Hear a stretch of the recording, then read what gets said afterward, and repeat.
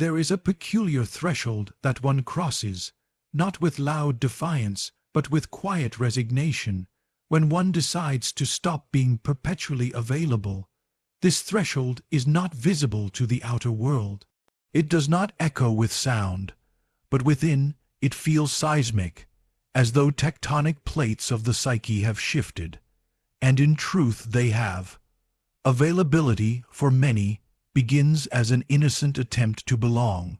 A smile, a nod, a yes when one really means no's, small offerings to the altar of approval. Over time, these gestures form a pattern. The self becomes trained in the art of anticipation, constantly scanning for cues, pleasing before being asked, offering energy before it is requested. The individual becomes not a person, but a presence, a resource, and so the false self is born. This self is woven from obligations, shaped by the gaze of others. It becomes the dependable one, the good listener, the tireless supporter, the ever-present light. But beneath this light, shadows grow. They are not malevolent, only forgotten, parts of the self abandoned in the name of harmony, the angry self, the tired self, the indifferent self, the longing self. These are stored in the unconscious, behind the mask of availability. Eventually, something ruptures. Often, it is subtle, a moment of fatigue that feels deeper than sleep, a conversation that tastes hollow, an act of kindness that leaves a bitter aftertaste. The soul whispers, first in discomfort, then in sorrow, and finally in revolt. The revolt is not loud. It arrives as silence. The world misinterprets this withdrawal. To others, it appears as distance, rudeness, arrogance. But to the inner world, it is a sacred reorientation. The energy that once extended outward now begins to fold inward. What was once scattered in the service of others returns to its source. This inward turn is not selfishness, though it is often accused of being so. It is rather self-remembrance. The individual begins to recall what they love, not what they are praised for. They remember what brings peace, not what brings applause. Activities are no longer dictated by obligation, but by alignment. Silence replaces small talk. Stillness replaces performance. Yet this return is not without discomfort. To reclaim the self means facing all that was abandoned in the name of being liked. Resentments long denied now speak. Needs once buried demand attention. The self, once obedient, now rebels. There is grief here, grief for all the time lost to pleasing, grief for the identity that was never truly lived, grief for the self that was available to everyone but itself. As the inner world takes shape again, the outer world grows uneasy. Relationships shift, dynamics crumble. Those who thrived on your availability now question your loyalty. Those who depended on your silence now accuse you of selfishness. This is not because they are cruel. It is because they were nourished by your self-betrayal, even if unknowingly. But the task is not to explain yourself. It is not to soften the blow for others. It is to stay with the return, to endure the discomfort of no longer being what you were never meant to be. The deeper one goes into this inward terrain, the more ancient the discoveries. Symbols and dreams begin to emerge. One starts to see the mythic shape of their own life. The inner child, the inner elder, the inner wanderer, all these aspects step forward. It is a meeting of forgotten inner figures, the restoration of the psyche's lost counsel. Decisions are no longer based on what is expected, but on what is true. The self becomes less reactive and more rooted, and this rooting is not passive. It is fierce. It means choosing solitude when company distorts. It means turning down opportunities that promise validation but cost the soul. It means letting go of praise when that praise is a leash. The self no longer serves out of compulsion. It serves from fullness, and only when full. This is how integrity is rebuilt, not as a moral code, but as an energetic law. What is no longer true falls away. What is truly yours finds its way back. The self, once diluted by everyone else's needs, becomes concentrated, potent, whole. The world will not reward you for this. It may not even recognize you, but that is no longer the point. The return to the self is not a public act. It is a pilgrimage, one taken in the quiet, in the dark, in the sanctuary of one's own inner being. The world is not neutral. It mirrors back what it perceives, and it perceives based on what we unconsciously extend. Our patterns of giving, showing up, rescuing, or remaining perpetually available do not exist in a vacuum.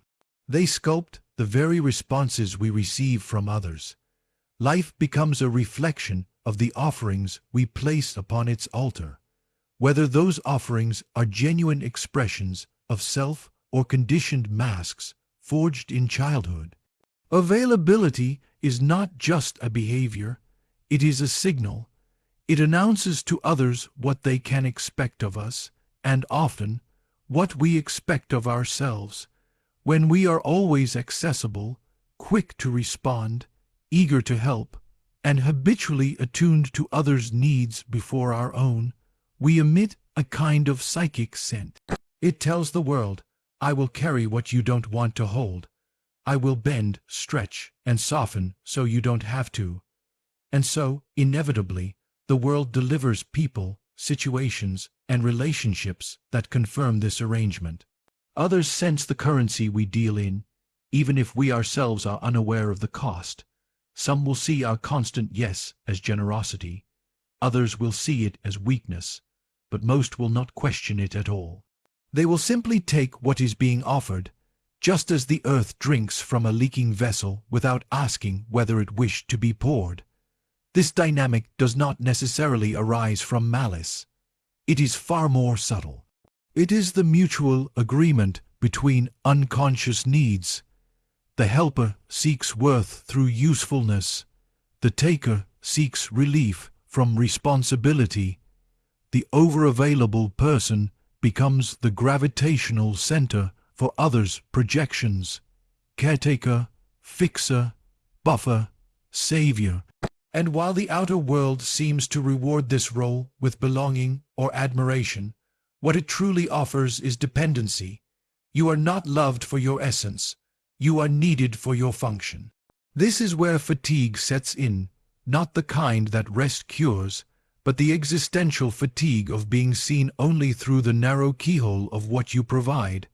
The soul begins to ache not for more sleep, but for recognition outside of performance, for connection that is not predicated on usefulness.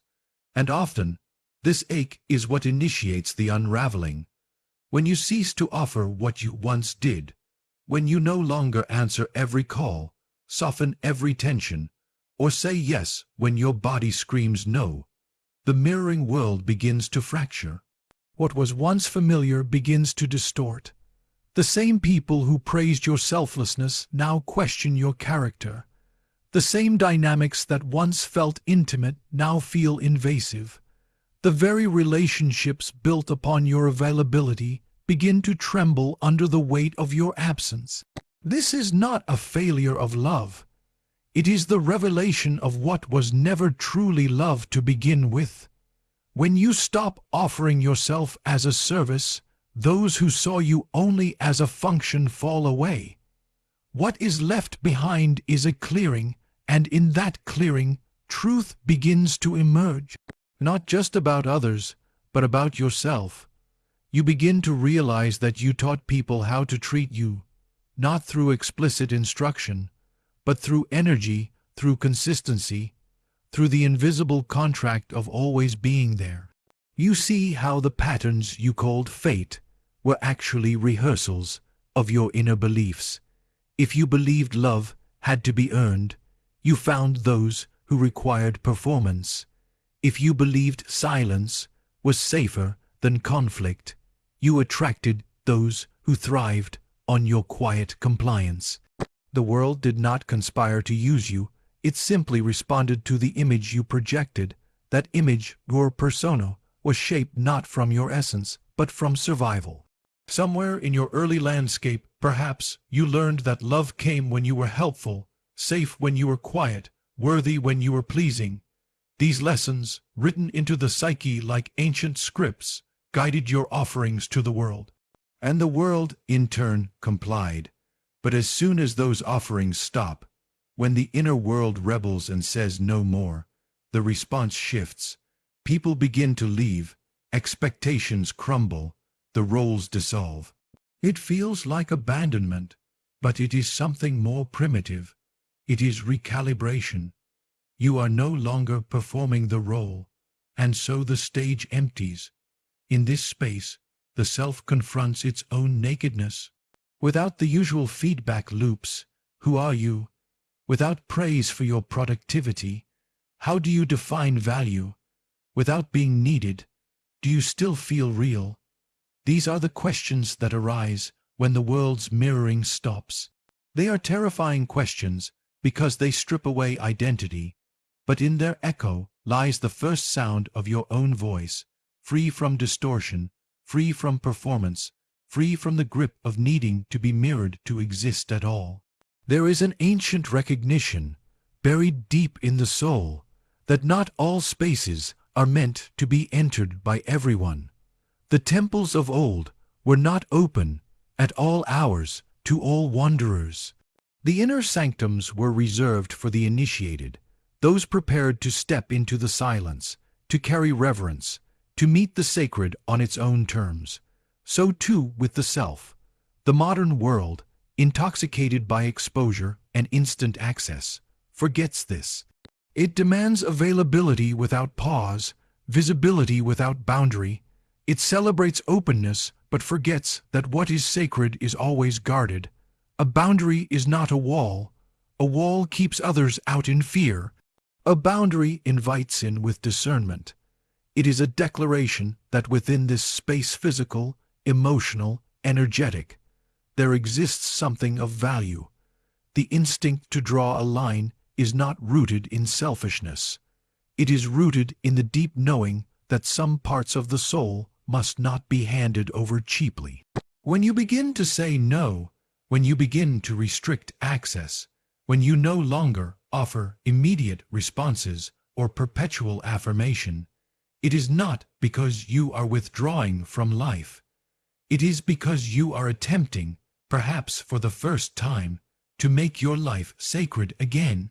In a culture that worships convenience, boundaries are seen as offenses. People respond to them with confusion, irritation, even aggression. Not because your no harms them, but because it interrupts a dynamic that once flowed in their favor. When you no longer yield your energy on demand, those who unconsciously fed from it begin to feel a hunger they did not know they had.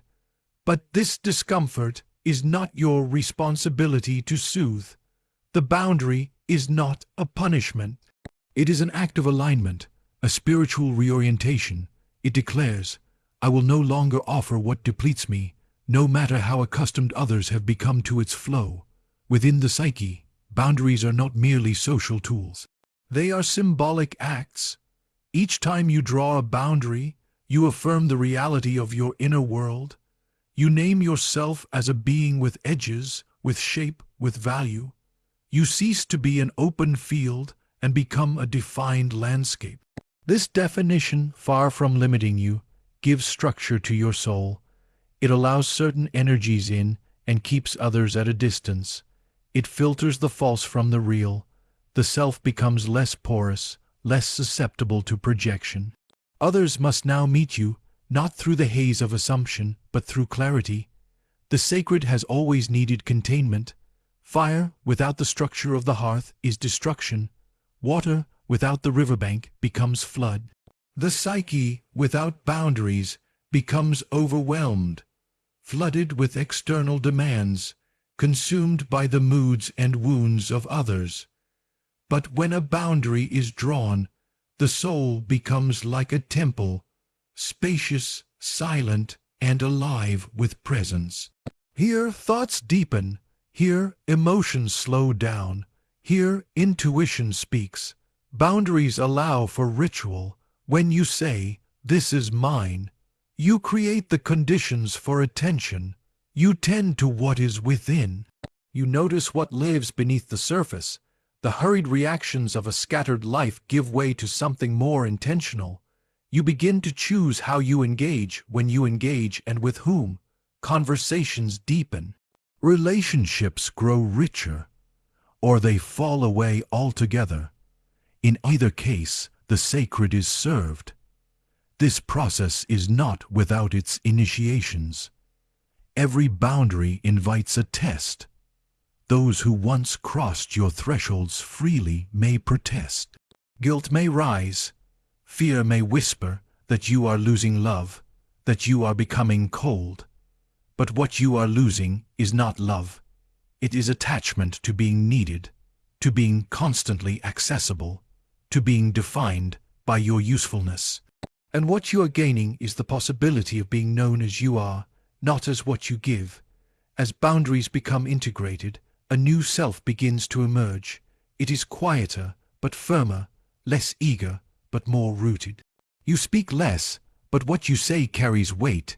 You move slower, but each movement matters.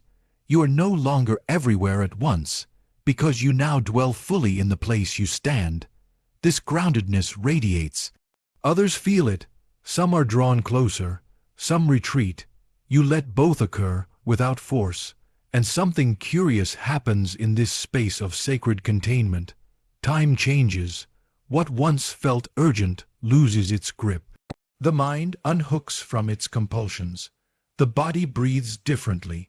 You begin to feel not just more rested, but more whole. The energy you once scattered across conversations, devices, obligations, and emergencies now pools within you. And in that pooling, something ancient and essential begins to stir. The part of you that knows who you are without needing to be chosen. The part that remembers itself without being reflected back by others. The part that does not hustle for worth because it simply is. Loss is often mistaken as destruction, as the collapse of something real. But more often, loss is the unveiling of illusion. It is the moment when the scaffolding of unconscious agreements buckles, when the carefully constructed images we held of others, and they of us, fall into the dust. What is left is not ruin, but revelation, and it is only in this stillness, this aching aftermath, that truth begins to speak. When you stop being available, emotionally, energetically, or physically, what begins to erode is not love, but the idea others had of you, and the idea you had of them. Most relationships are not built on essence, but on mutual performances. We act the part we believe we must play to receive closeness, security, validation. The child who learned to earn love becomes the adult who serves, gives, and overextends. The lover who fears abandonment becomes the one who accommodates beyond their limits.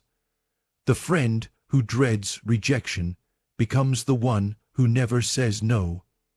These are not authentic selves, but strategies, crafted over years, passed off as personality.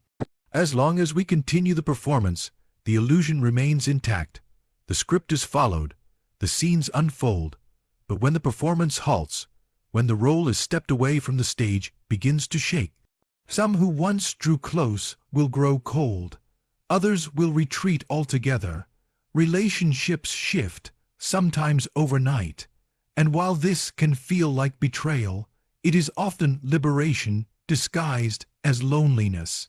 It is not that something real has been lost, but that what was never truly present is finally being seen for what it was. Many connections are sustained not by love, but by repetition, convenience, need, or projection. They function because one person overfunctions. They survive because one person avoids conflict, cushions reality, makes themselves smaller to preserve the dynamic. When that person stops doing so, the imbalance is revealed. The illusion collapses. The loss that follows is not merely external, it is deeply internal. You begin to grieve the version of yourself who endured, who tried, who shaped themselves to fit places they never belonged. You feel the hollowness of past moments that once seemed meaningful, but were built on false premises.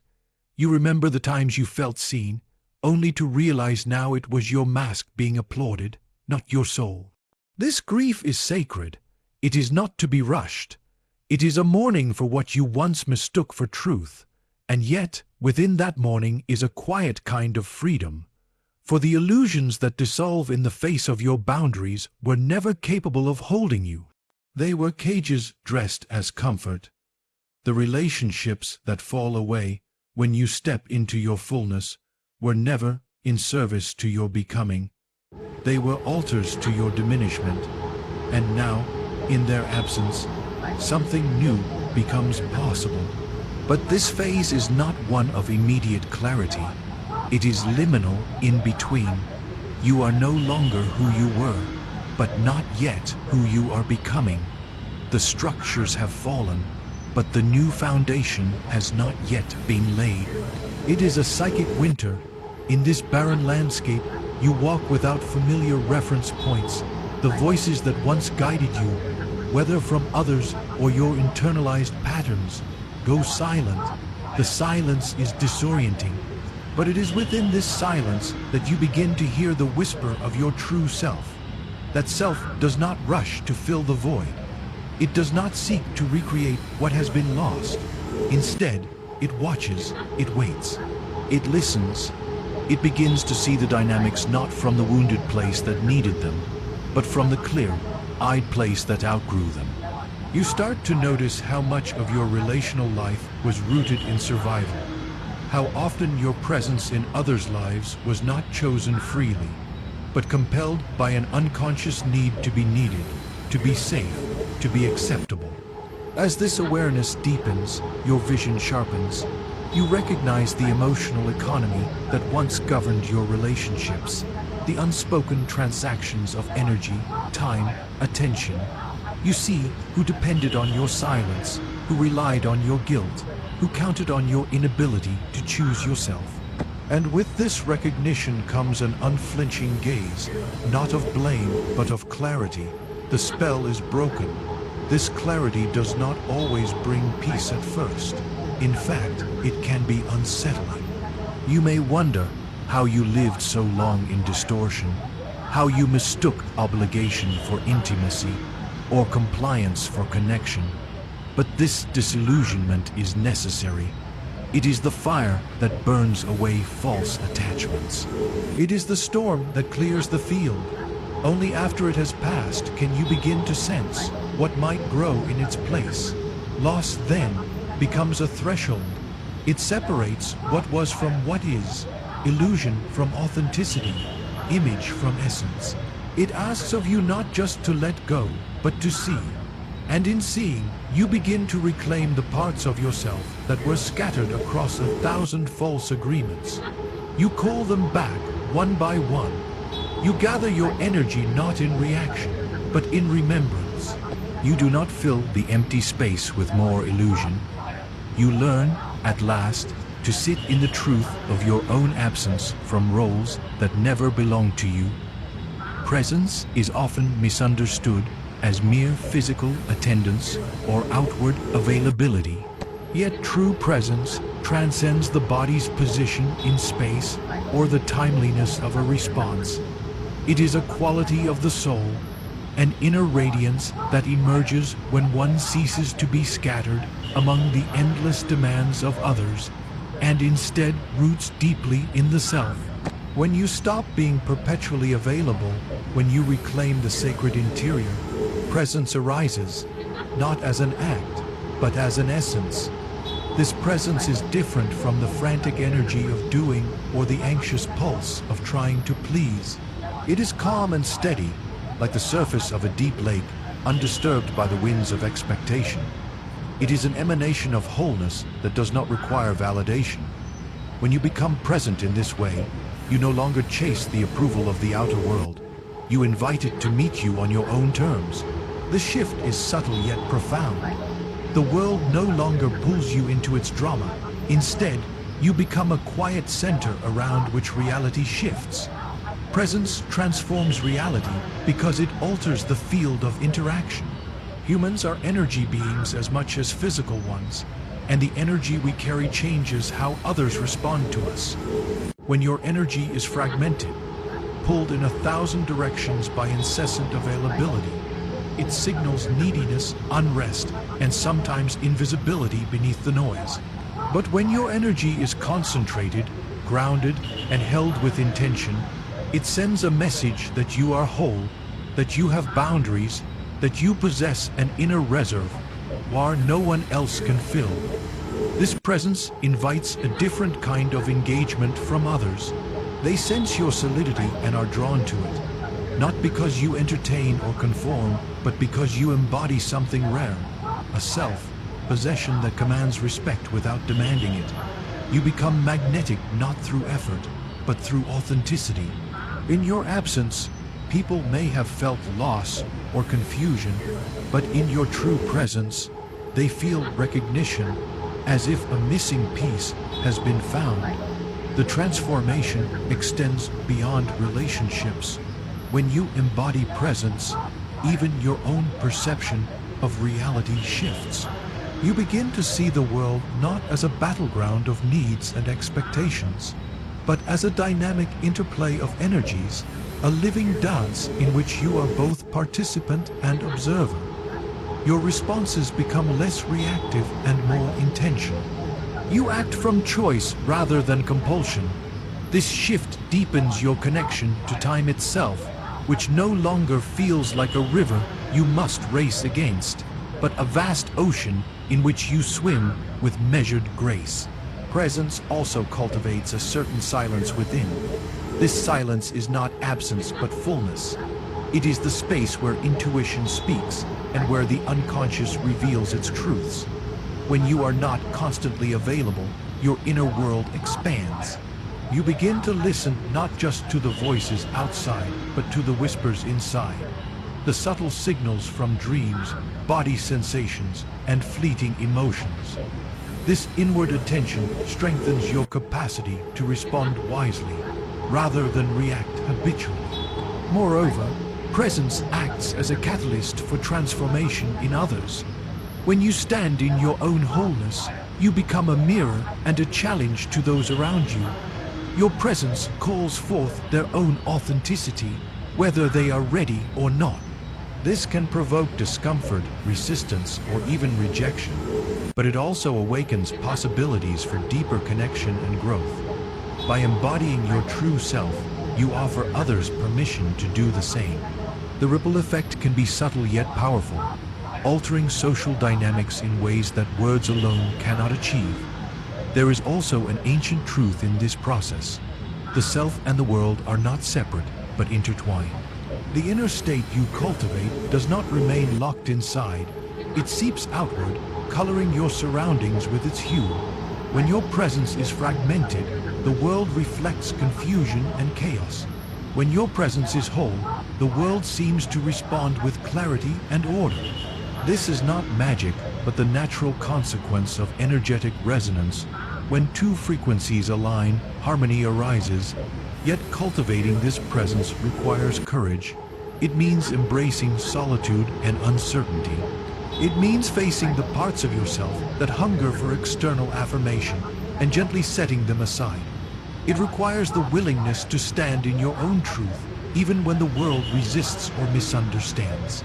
This is the path of individuation, the unfolding of the self in its unique pattern. And presence is both the fruit and the guide of that journey. Ultimately, presence is a form of power, not the power to dominate or control, but the power to be fully oneself. It is the power to choose where to give your energy and when to withhold it. It is the power to create a sacred space around you, where your essence can breathe and flourish, and in this space, everything changes.